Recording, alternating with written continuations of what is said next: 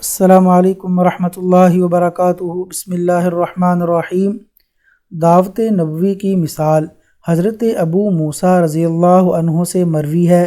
وہ نبی کریم صلی اللہ علیہ وسلم سے روایت کرتے ہیں کہ آپ صلی اللہ علیہ وسلم نے فرمایا کہ اللہ تعالیٰ نے مجھے جس علم و ہدایت کے ساتھ بھیجا ہے، اس کی مثال زبردست بارش کی سی ہے جو زمین پر خوب برسے۔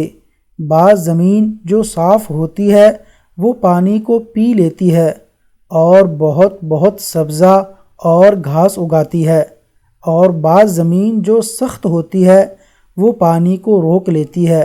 اس سے اللہ تعالیٰ لوگوں کو فائدہ پہنچاتا ہے، وہ اس سے سیراب ہوتے ہیں اور سیراب کرتے ہیں۔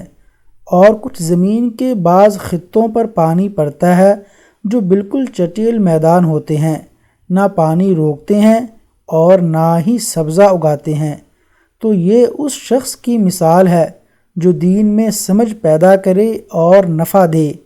اس کو وہ چیز جس کے ساتھ میں مبعوث کیا گیا ہوں، اس نے علم دین سیکھا اور سکھایا۔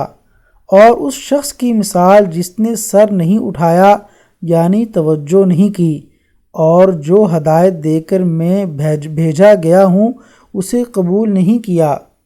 اللہ تبارک و تعالیٰ سے دعا ہے کہ اللہ تعالیٰ دین کی سمجھ عطا فرمائے اور پھر اس پر عمل کرنے اور اس کی دعوت دینے کی توفیق عطا فرمائے۔ آمین یا رب العالمین۔